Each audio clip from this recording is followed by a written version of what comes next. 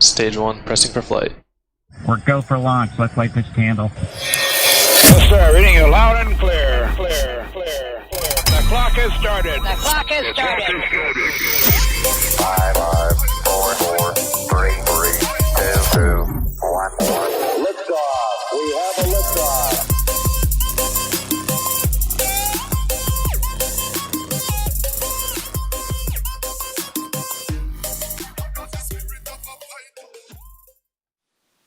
And welcome to Pressing for Flight, live from the Space Coast, where the schedule never holds.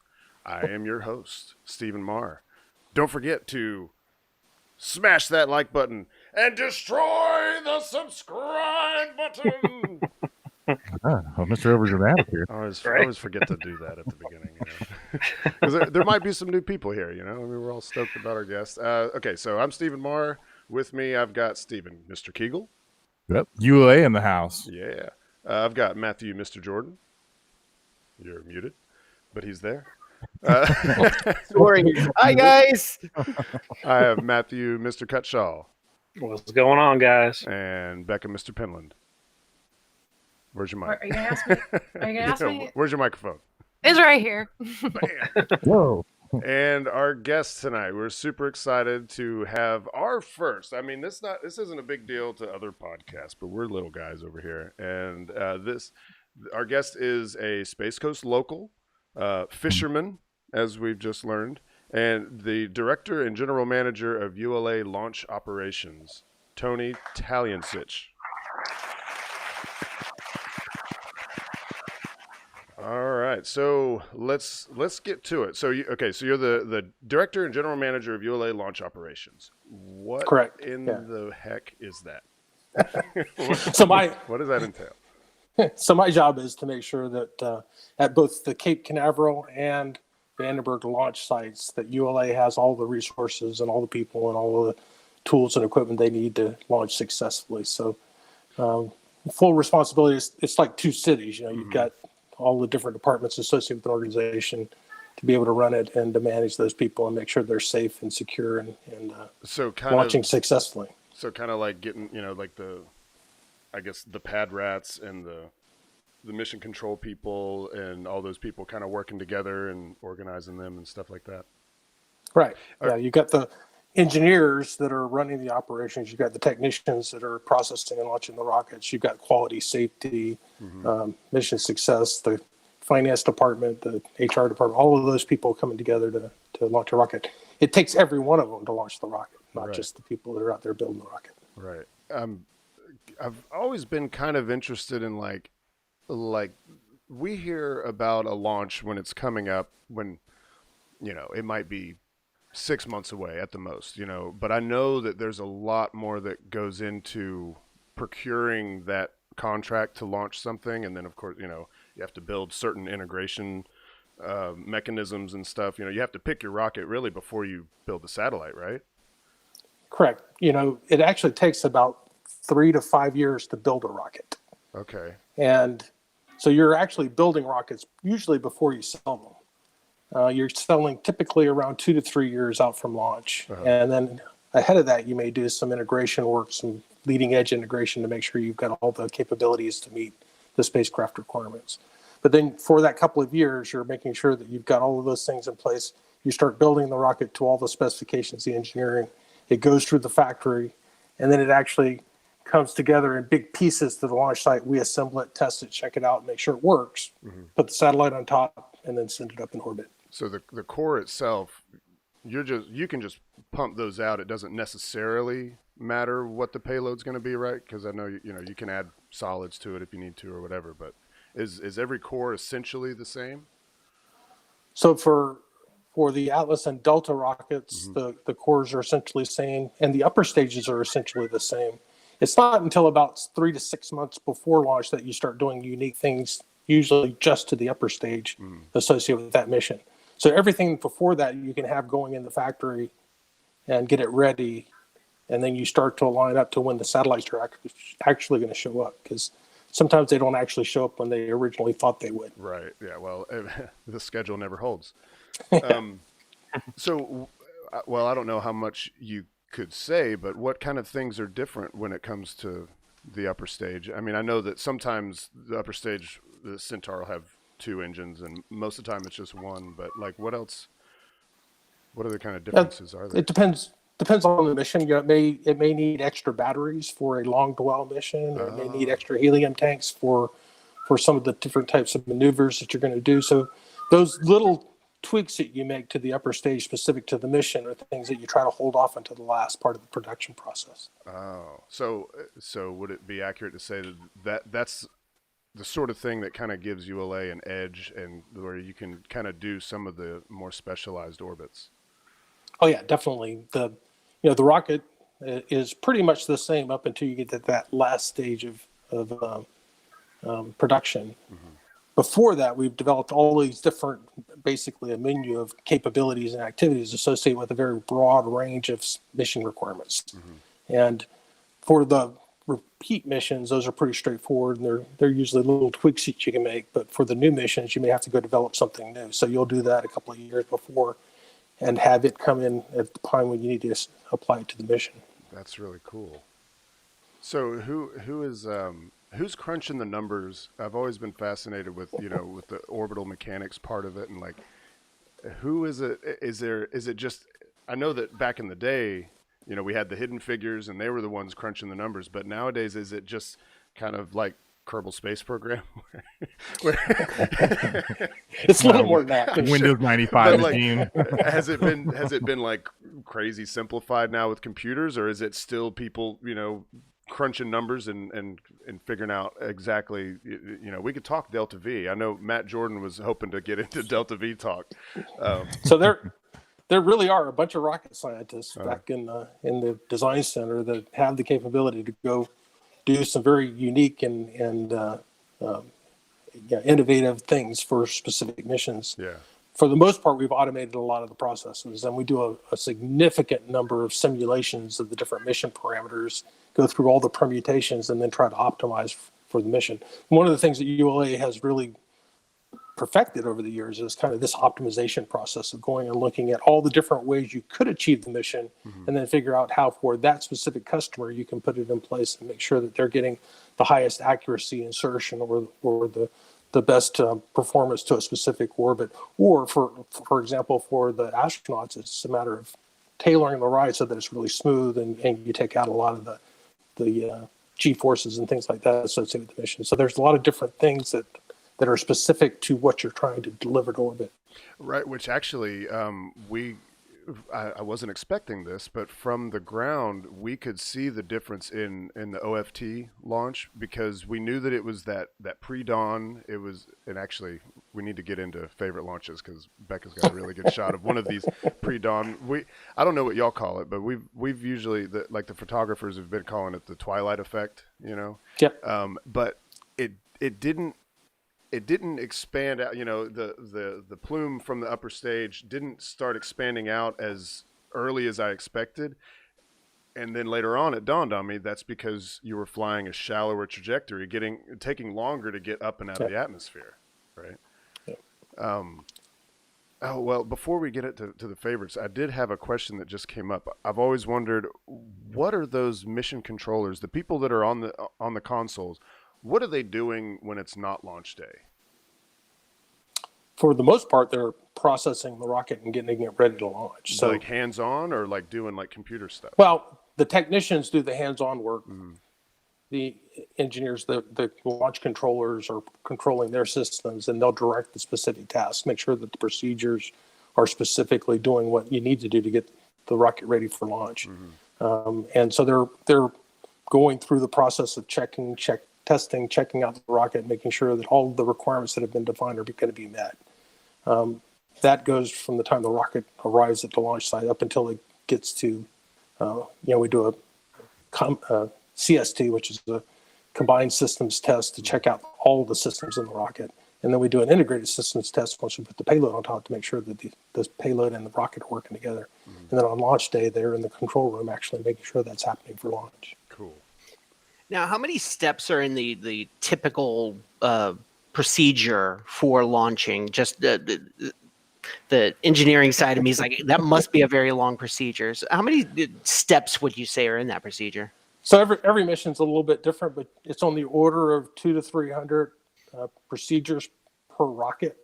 And it's a combination of procedures and what we call installation plans. They kind of work together. So about 500 pieces of work, documentation and work that all get executed to be able to prepare the rocket for launch. There's many steps associated with each of those procedures to be able to check out each of the individual systems, assemble them, make sure that you've got all of the parameters and all the data looks exactly like it's supposed to before you get to launch. Yes, sir. How okay, so say you have a launch on Saturday at 5:00. When do people start doing stuff? I know that you have rollout a couple days ahead, but like when does the action start? When do people get on console and start really? So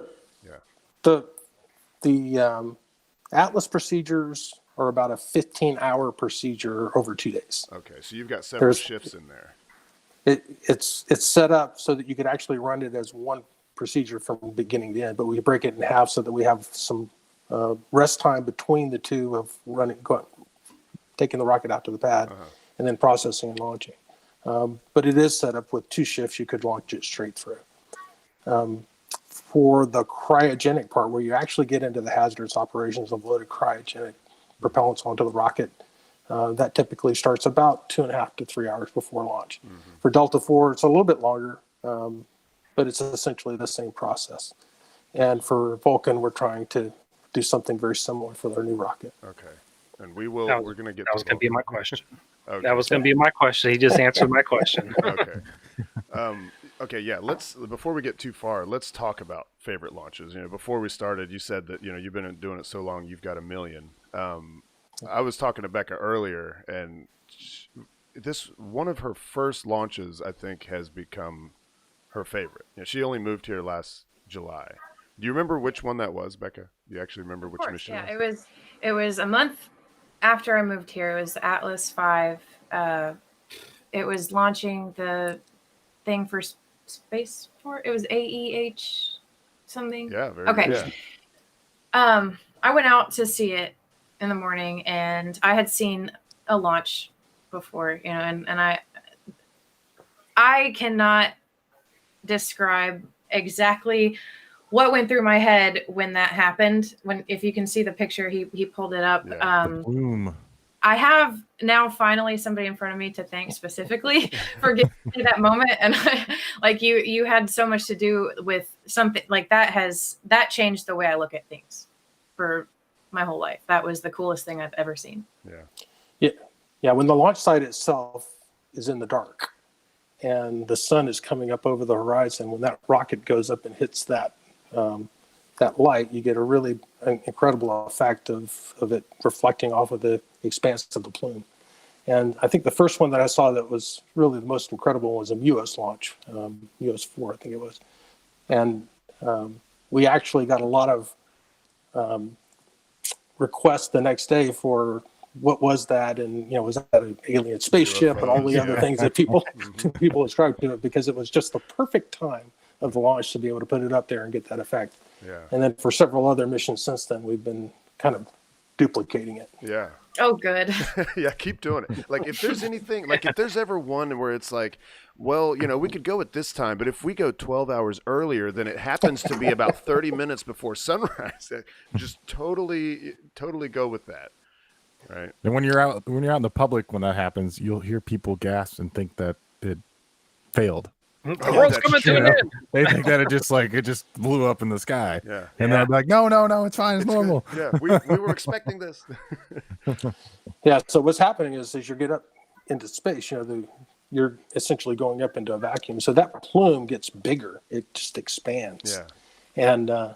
And so as you're getting into that edge of the atmosphere and it's expanding out there, there's that reflection off the molecules on the outside edge of that Mach wave that are And you can just see reflecting all kinds of different colors. You- This picture doesn't show the colors that you get on some of them. That's There's lots true. of different colors that come around it as well. Because what you end up seeing is like you see the sun going through the atmosphere, and you see those reds, going into blues. And of course, it starts dark, and then it fades through those colors. But what's really cool is you can see how tight the plume is here, and then right here when it really starts to get up out of the atmosphere is when it starts to expand, and it's such a cool physics lesson. Like, I remember the first time I saw that effect, and I just learned so much all of a sudden. Like, so that's the point when it gets to space.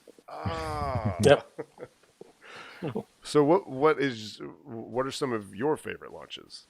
So my favorite launch of all has to be Pluto New Horizons. Oh, which really? was in, And that launched when? 2006, Okay. January 2006. And there's so much behind that mission that most people don't understand, but it was a very unique rocket. We had a brand new solid rocket motor on it, which we had to develop. We actually stacked the rocket just before the holidays and got hit by a hurricane, Hurricane Wilma. And Hurricane Wilma actually took the door off of our facility and damaged one of the solid rocket motors. We had to take it off and put it back on. But it was a planetary mission that had a very short window, and we had to launch it. Right. And so we went through a lot of things to make sure we were okay. We replaced the solid. We went through all of that, and then we got there on launch day. And I don't know if anybody else remembers, but it was like 33 knot winds the first day we tried to launch that rocket. And it was blowing so hard you could barely stand up. But the Atlas V rocket is so incredibly powerful and capable that we were actually on the very edge of where we could have launched it. Really? Oh, And so, wow. and so Down through to the the extreme window, edge. we through the window we were fighting with the weather, and we ended up trying like 4 or 5 different times to launch it the first day. Yeah.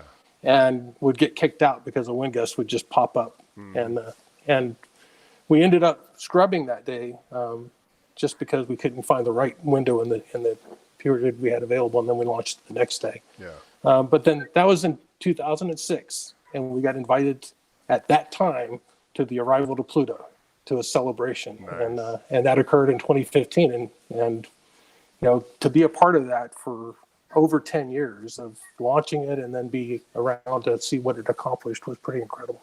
Yeah, I love New Horizons. Pluto, we all knew about Pluto for a long time, and it was really special to see photos of it. But what kind of blew my mind was when they went beyond and found this other rock that we didn't know existed, and no one's ever known existed. It's been floating out there for billions of years, and then went out there and got pictures of it. And they're probably going to try to do that again with another one, right? Yeah, they're planning on doing that with one more, from what I hear. Really? Yeah. Oh, that's great. As long as the machine will still run, they will do it to as many rocks as possible. We got to find them. Like, the further out it gets, the harder it is. I remember watching Yeah, the Oort cloud objects are not Oort cloud. The Kuiper Belt. Kuiper belt Kuiper objects. Thank you. I appreciate that. Kuiper belt objects are very hard to find. You can't really find them with optical telescopes from Earth. Like, you can't see Pluto on your normal, average, everyday telescope. No. You need a very large telescope to see Pluto. Yeah, much less what's beyond it. Yes. There was a really good documentary that came out around the same time, and they talked about how they figured out this occultation path. They had to go down to South America, and they had just a couple of opportunities, and they had all these crews like speckled along this line down in South America, where they were trying to figure out sort of like a general idea of the shape of well, they've changed the name now, and I can't remember what they've changed it to, but it was Ultima Thule, and they were this very narrow line along the Earth, and they were able to figure out, if we just in this spot at this time, we can see this one tiny star get covered up for just a little bit, and figure out exactly where it is and kind of an idea of what it looks like. It's incredible what's possible. Yeah, if you think about it, when we when we sent that rocket and put it on a trajectory to Pluto, almost 10 years before it would get there, how precise do you have to be just to hit that spot? Know exactly where it's going to be when it gets there, and then to deal with the interactions with Jupiter and other places to get the slingshot, get the speeds perfect. Yeah. It's pretty incredible that we can make that kind of thing happen. Yeah, it's not just about getting close to Pluto. It's you don't want to hit it, obviously, but you need to be close enough to it to get that gravity. Wouldn't there be someone that has to like track asteroids, make sure none of those get in the path or any objects? I think so. I don't know. Do you know anything about that?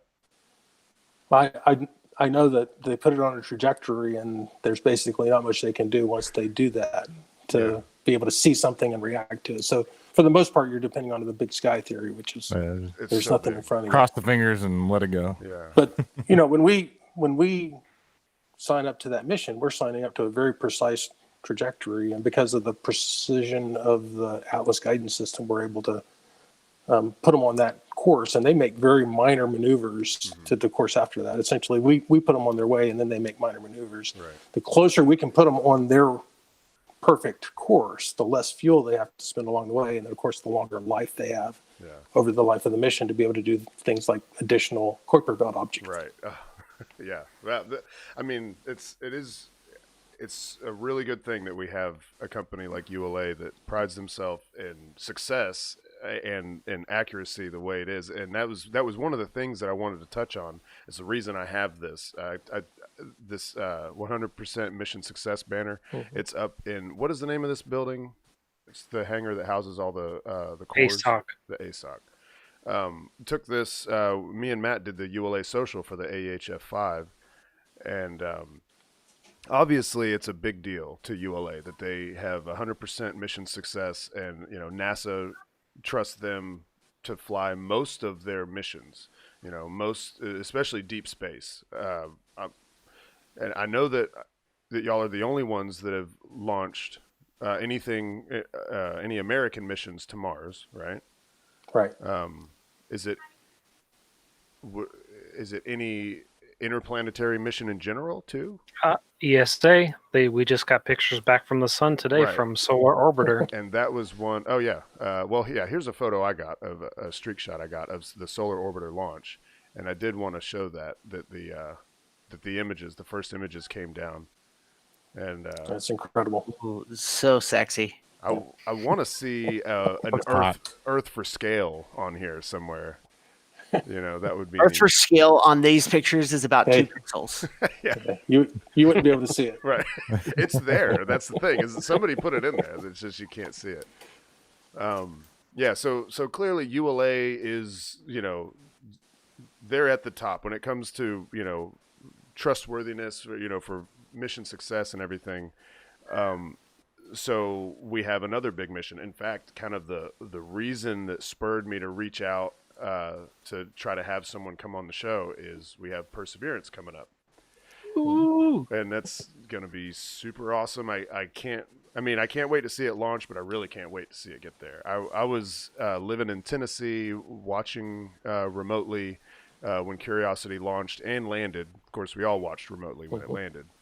And that was like maybe the first super exciting event for me. Like that was like sort of kind of when I was really starting to get into space, and watching the webcast of mission control at JPL, and then when they finally said touchdown confirmed, we're safe on Mars, and everybody just erupts. And then the first image comes down, this black and white grainy image, but it's so exciting. What is it, or what kind of is different about preparing for a mission, like a planetary mission that's going to land on another body, not just fly past it?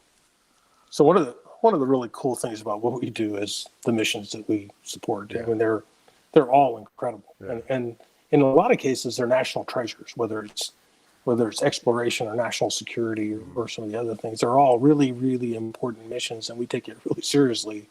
That we've got to do everything we can do to be successful. That's the 100% mission success, perfect product delivery mantra that we live by.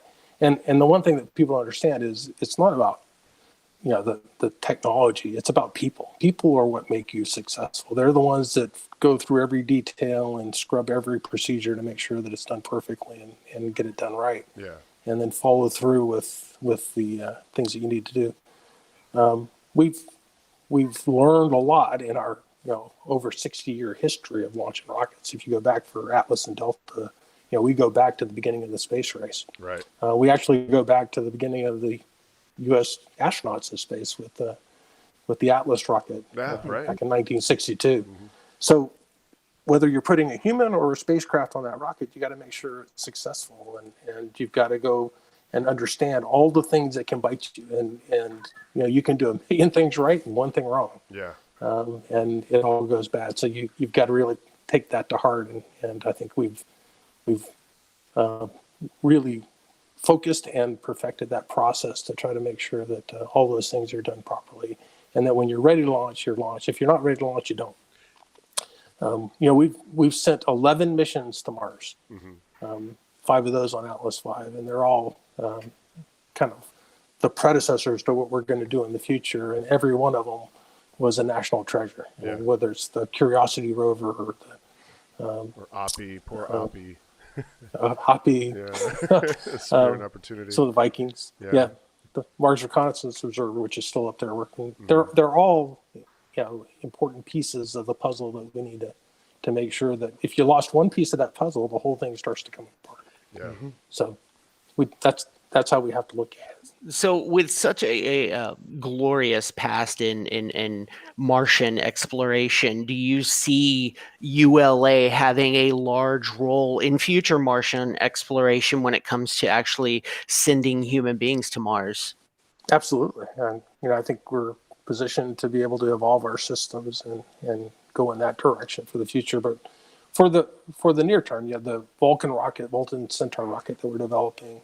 We're focusing on what we do best, which is highly reliable, highly accurate, successful transportation to space, whether it's low Earth orbit, high Earth orbit, or interplanetary missions to get you there. And then it's just the next step to be able to add a capsule or add human capabilities to the system at some point. But, Yes, sir. We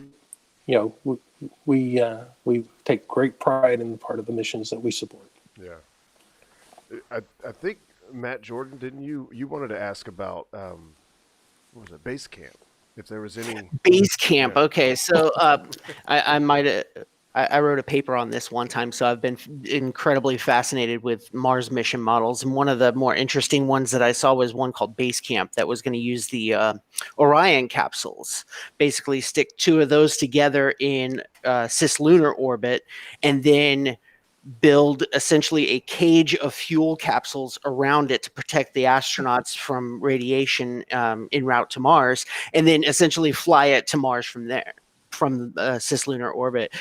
Do you know if that's something that you guys would be part of, or if you're not part of it on the ground, might you be part of the actual transport once they use one of the upper stages to propel this thing to Mars? I don't know what the future will bring. You know, we bring our capabilities, and if anybody wants to use that as a part of their system, we're here. Yes, sir. There's a whole bunch of cool things going on, and there's a lot of different pieces that I think everyone will participate and play to be able to make it work. Because if you're going to go do anything on Mars, you're going to have a fleet of systems to be able to do cargo delivery, human delivery, science, and you know, you build the architecture that you need to be able to support that supply line that goes back and forth. It's going to take quite a bit of capability. Right. Yes, it is, and quite a few spaceships. Yeah. Okay, one of the other questions while we're still a little bit on Mars, I did want to ask you to talk about how y'all were able to add 4 just-in-case days to this current Mars window. So that's not us. That's the spacecraft guys and what they do. We have the ability to be able to run trajectories and set up for different things to support the spacecraft's ability. They're the ones that have to define what they need to be able to do to get to the place that they need to be and the timing that they need to be there.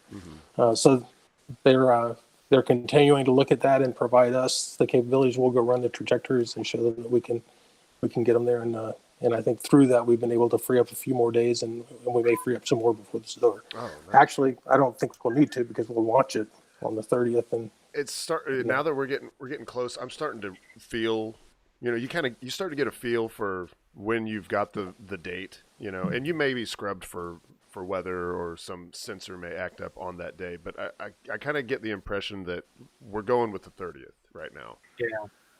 Right. And I was also thinking, just throw another booster on there. You're only using 4. Throw another solid on there. It was considered. Is that? Yeah, I was gonna say, is that a thing? Could one more solid? I mean, because we're talking about vast distances, so I don't know if one solid is really going to make it. So one solid could potentially made a difference, but you'd have to make sure that the spacecraft could handle the additional loads, the vibrations, the environments. All of that analysis takes a lot of time. So to be able to throw on another solid at the last minute is not an easy thing to do. A 5 booster Atlas that's a violent ordeal. We've been close, and we've seen those launch, and they get up and go. I mean, really, like, we just had there was a Minotaur launch the other day, of course, and that it gets up and goes. And I dare say that the Atlas 5 with 5 boosters can get up there pretty quick too. I mean, it's not as fast, I'm sure, but man, it's just impressive to see how quick an Atlas 5 with 5 boosters gets up there. You like to throw your camera. You're pushing over 2.3 million pounds of thrust. Yeah. Jeez. And for a mission to Mars, you've got a fairly light payload. So this thing's going to jump off of the launch platform. Yeah. It's going to go fast. Yeah. So it will be one of those that is impressive. And it kicks sideways. It pitches real quick too. Like, I was really surprised. I was at the press site shooting, and I had shots all framed up or whatever, and I was so surprised that it was already pitching before it even got out of that initial frame, before I started taking it, following it up. It's super impressive. And Matt almost had a camera destroyed by it. Powerful rocket. That sucker kicks, man. I was just like, where'd my camera go? Oh, wait, it's way over there. Yeah, he put it a little too close to the line of the flame trench, I think. Yeah, because he wanted, he wanted it that. Yeah, go ahead. I was going to say, and I forgot to stake it down, so it went flying. Yeah, right, yeah. The box was all busted up, but the camera was safe. But yeah, it's super exciting to see got those. A question in the chat. Zach Hall was asking, do you have any launch day rituals? Oh, good. Great that question. is one that I actually have written down. I'm glad. Yeah, that's a really good question. I've been doing this for a long time, actually back to '88, and so I'm pushing 200 launches, and I really don't have any rituals because there's no way you can keep anything up that long. Right. I kind of wear similar ties. Over the years, I've kind of had an Atlas tie that I wear, a Delta tie that I wear, but nothing like some of the people that I've worked with have done in the past. Oh, really? Okay. Like JPL one person does had to have. peanuts. Can we hear some of those? Yeah. Yeah, Are we what's the allowed to? craziest thing someone did?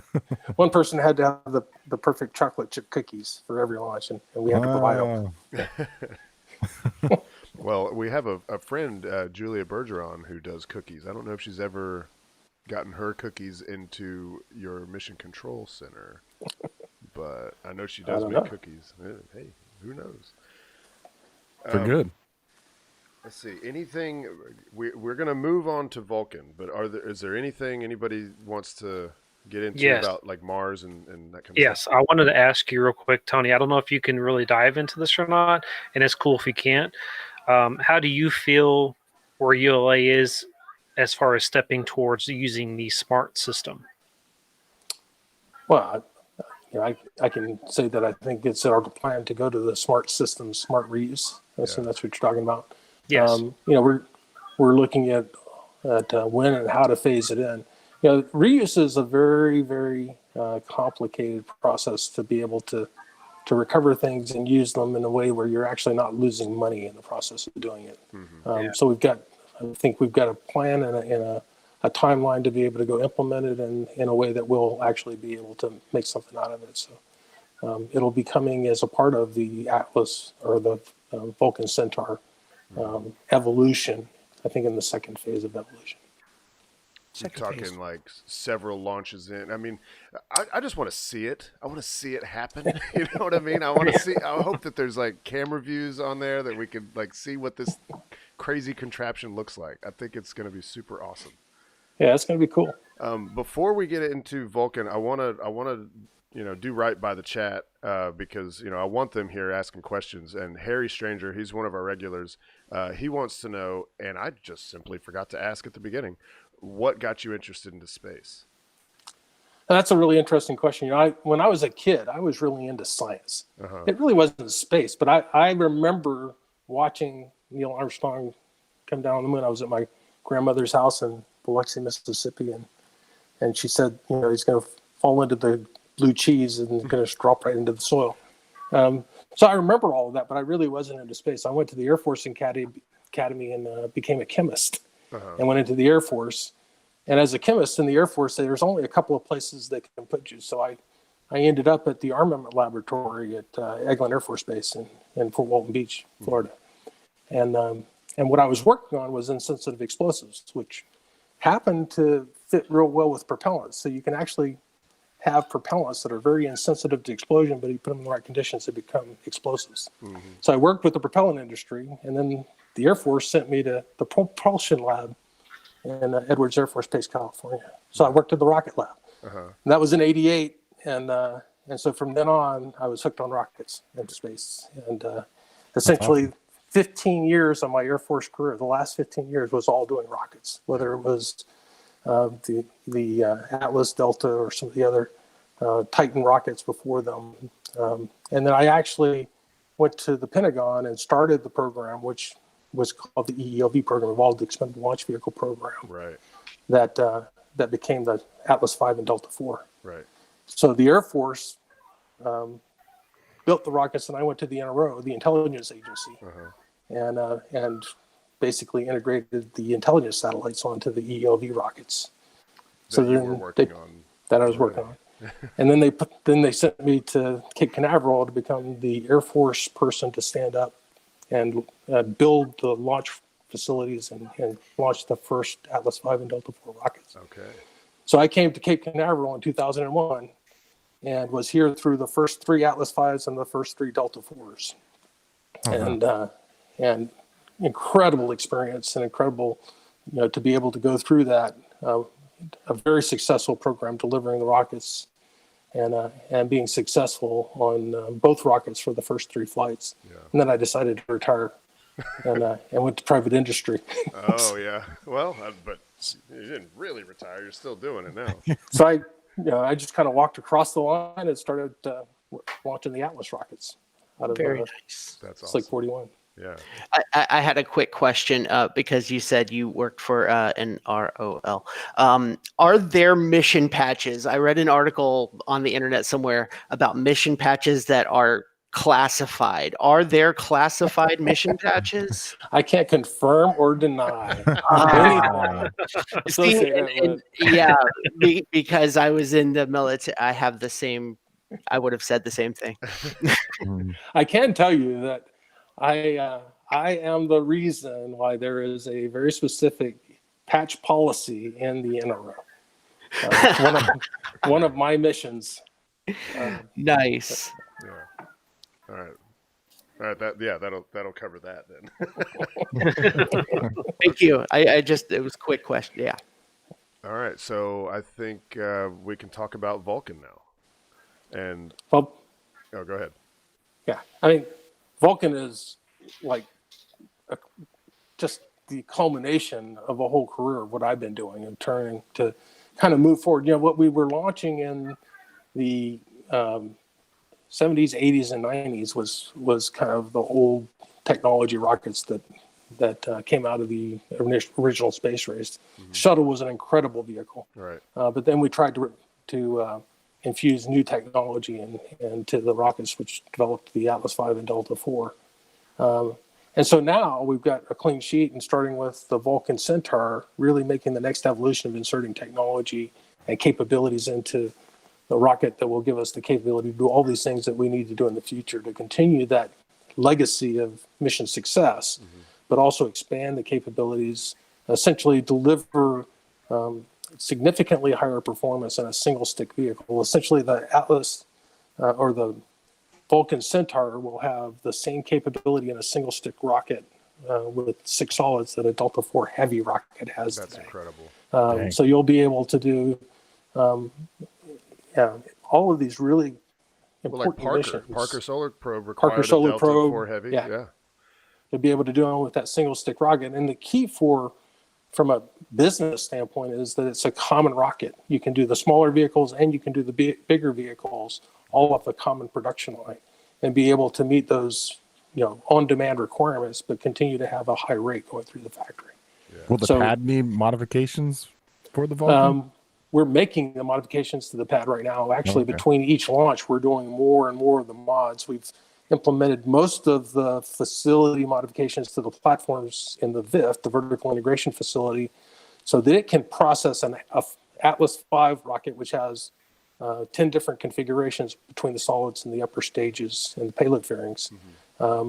And it can do all the different configurations of Vulcan. So all the platforms that give you access to the rocket itself have been modified so that they can be configured for the individual configurations. So there are multiple platforms in there? Oh, yes. They look the same, but so there's multiple. How many are there in there? There's probably 6 different levels where you're doing work on the rocket in different areas of the rocket. Oh, okay. We're talking about 2 different things. I'm picturing Platforms. like the pad itself that has the vertical, like the service tower. Yeah, for Atlas V and for Vulcan, there's essentially both processing in the vertical integration facility 1,800 feet from the pad. Right. So they're being processed in that building, stacked, checked out, verified, put the payload on top, fully integrated, and then you take the whole thing, pick it up on the mobile launch platform, and roll it out to the pad. That's okay. That's where I was getting confused. How many mobile launch platforms are there? Is it just the one? So we'll have one for Atlas, and we'll have one for Vulcan. Okay, so there are 2 separate ones. So we're currently building the one for Vulcan, and then we'll be able to swap them out so that you can essentially use the same infrastructure to launch either an Atlas or a Vulcan. All you do is swap out the mobile launch platform. At the pad, we've made a bunch of different modifications. So you actually got the capability to load either RP, kerosene for Atlas, or methane for Vulcan from the same pad. Right. It's just running different lines to different locations. Is it okay? So with the mobile launch platform, with them being 2, would you be able to do an Atlas and then follow it right up, like, I don't know, within a couple days or whatever, do a Vulcan because they're both? Yes. Wow. Oh, now that'd be neat. Yeah, there've been a couple of people that asked us to tell them how we would do that, but it's essentially you have where we're building the Vulcan MLP now becomes a storage area where you can actually have our stacked rocket sitting, waiting. Then you bring it out to the VIF, put the payload on, and take it out and launch it. Nice. Whether it's an Atlas or a Vulcan, you'd have that capability. So it does give you that flexibility to be able to process essentially rockets concurrently and then figure out which one's going to launch first. Awesome. Now, I think the question on everyone's mind is, will Vulcan have the livery when it gets to the pad? This awesome, the Vulcan V on the side. Is it going to have it? Is it going to have it? So I don't know. Neither confirmed. Large decal. Is it going to have the Spock It makes somewhere? great Someone's got to pictures. put this somewhere on that, right? It's got to be a small sticker Live long somewhere. and prosper. It's got to be. Yeah. Yeah. To Someone needs please to the write. nerds of the world, you got to do that. Unlike that, somewhere inside like the interstage or something, right? Like live long and prosper. Yeah. Okay, so really cool. Actually, I forgot to pull up this tab. So y'all just received the first BE4 engine, right? Right, in the factory. Yeah. So what does that mean as far as like where we are in development? So we're progressing on a schedule to be able to launch mid next year for the first Vulcan. In order to do that, most of the production is fairly far along in the factory to be able to build the rocket and integrate the engines and get it ready to deliver to us. We expect to have it delivered here to the Cape later this year. Okay. And then we'll start going through a very deliberate set of verifications of the rocket and the ground systems and everything to make sure they're all working properly. So one of the neat things about this construct is that by having the building that we're building the Vulcan MLP in is called the Spock. Oh, really? Oh. Nice. Spacecraft process operations. Beautiful. So the Vulcan can be checked, built and checked out in the Spock, and then you take it out to the pad, do a couple of tests, then get it out of the way and go launch an Atlas. Yeah. So you can go back and forth to the pad while you continue to launch Atlases as you go through this full system verification. That's beautiful. So we'll be doing that at the end of this year, beginning of next year, and then we'll start processing the rocket for the first launch. Well, let's go ahead and invite media out for this. We all wanna... you can bet that there will be a lot of attention to this mission. Good. Now, the BE4 that you just received is I think Tori said on Twitter that it's a development pathfinder, right? So there's a development pathfinder which we will integrate to the rocket itself, and then we'll do some initial checkouts and verification, and then we'll swap out the engine for the flight engine at some point. Can you tell me if y'all already have a flight engine? All I can tell you is everything is being worked. Everything's in development and being checked out. So okay. There's quite a bit of time required to be able to go through that full set of checks and verifications and delivery associated with every part of the rocket. Right. Well, and another interesting thing, actually, our buddy Matt Cutshaw was out in the port like a week and a half or whatever it was that rocket ship came in. And of course, it had the Atlas booster for the next enroll mission. I can't remember the number. 101. 101. But another thing that was on there was a set of fairings. Yeah, I saw that too. And I thought it was very interesting that it was pointed out that these fairings are essentially Vulcan fairings flying on Atlas. Yes. Right. So what's one of the key development activities that we're doing is we're testing and checking and essentially verifying most of the rocket as a part of Atlas. So whether it's the avionics systems or the payload fairings or certain parts and components, most of them will have already flown on Atlas before we integrate them and launch them on That's cool. on Vulcan. Yeah. It significantly reduces the risk associated with the first flight. Right. And I think that's such a cool way to do it. Everything gets a little test run. Right. It's like every Atlas is an opportunity to go ahead and test out something new for the Vulcan, and then you have that confidence to go forward, and which is why your first payload is what? Is going to the moon, right? The first Vulcan payload? Yeah, there's the mission's been announced. I think it's Peregrine. That's part of that, but it's supporting some of those missions. Okay. Is there anything else is this going to be the first component, the first Vulcan component that's going to fly on Atlas, or have they already? Most of them have already started flying. There's a lot of pieces, a lot of parts of the rocket that are essentially transitioning off of Atlas directly onto Vulcan, or Delta. There's some components from Delta as well. Yeah. One of the videos that came out a couple of weeks ago was the SLS core doing their destructive test, and I was kind of curious: is there going to be anything like that with Vulcan? do we get to see a destructive test with Vulcan? We don't operate that way, so no. Okay. Let's see. Oh, have you actually gotten to see a BE4 fire? I have not. With your own eyes, because we've all been very curious. Some of us are photographers, and we're really curious. How much of what we're seeing in videos of test firings is camera exposure compensating for brightness? Does it really look that blue to the eye? And I'm just anxious to see. One of the things that it's probably a silly thing to someone that's actually in the industry, but one of the things I'm looking forward to the most is that beautiful blue flame with those powerful solids around it. I think that's just going to be a really cool image. So I was just interested if you've actually seen it fire yourself. I haven't, but I think the videos are pretty representative of what you see. The colors associated with methane are different than the ones that we're used to. Right. Yeah. Pretty clear blue. Yeah. Yeah. Let's see. Anything else about Vulcan? Anybody else in chat? You guys got anything else? Any questions you want to ask about Vulcan? Or anybody else here? No, people want to ride on it. It's not a really good question to ask them. Daryl said, "Hide out in the fairing, send me up." No oxygen. Yeah, he wanted to ride on rocket ship for the first trip to the Cape with Vulcan. I mean, he lives right there in Louisiana, so he could hitch a ride on its way through the Delta. Yeah, it comes out the Delta there in Mississippi. All right, Daryl. I'm pretty sure that was an okay that you can do that. They won't kick you off. Just put up your thumb, see if they stop. Yeah.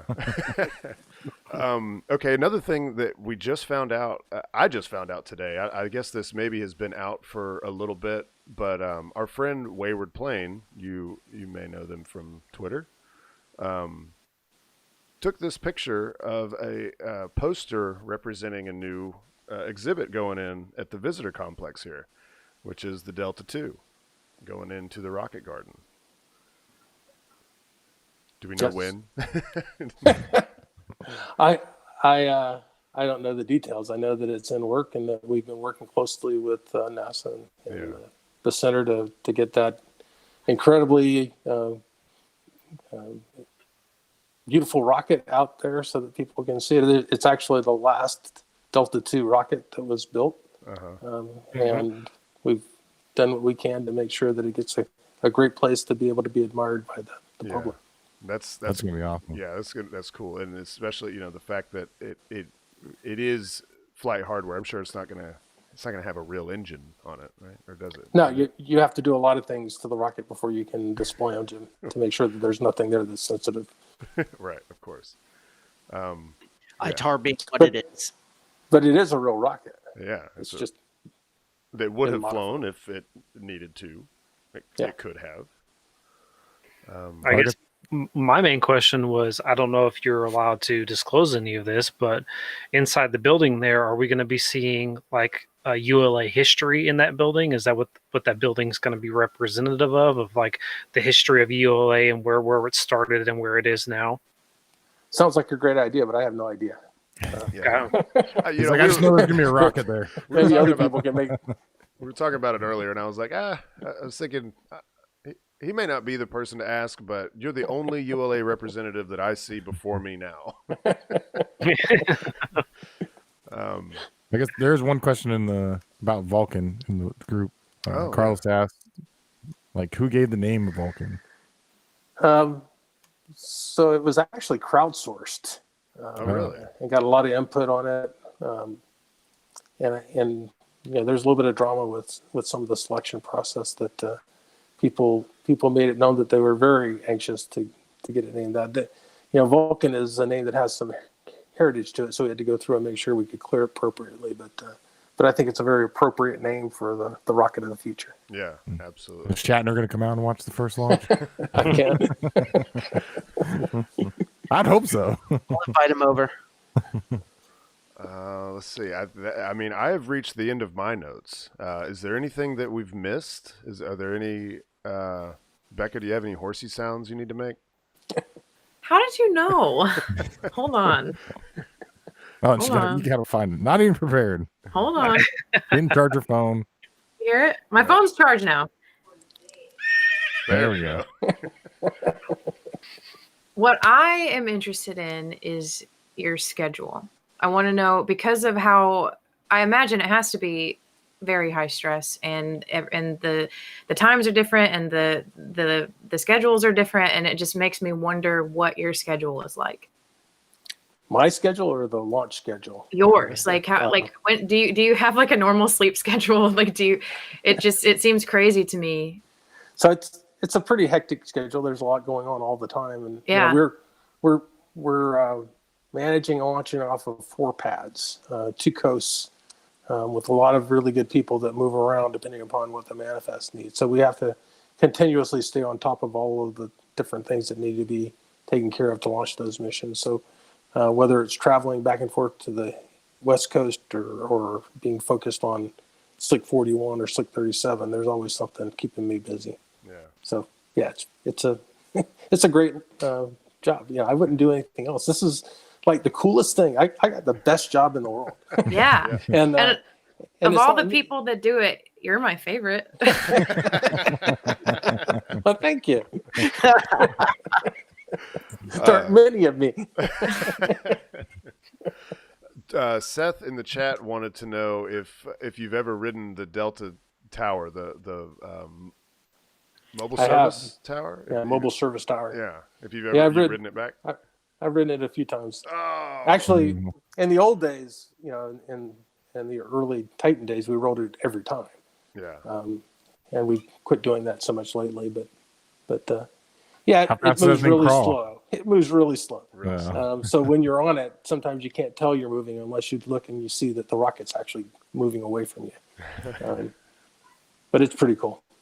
Okay, another one. Zach wants to know: do you have a ULA cowboy hard hat? I do not.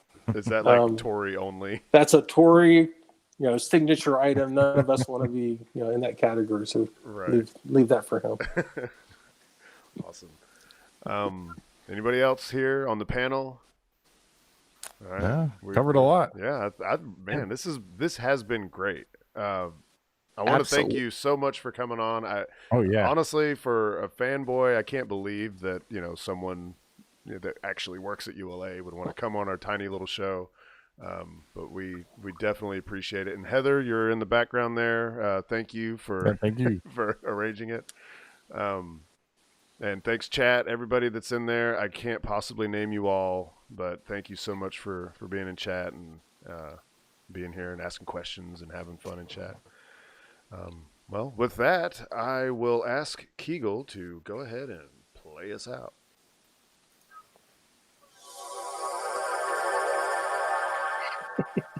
Shutdown sequence initiated. Shutting down.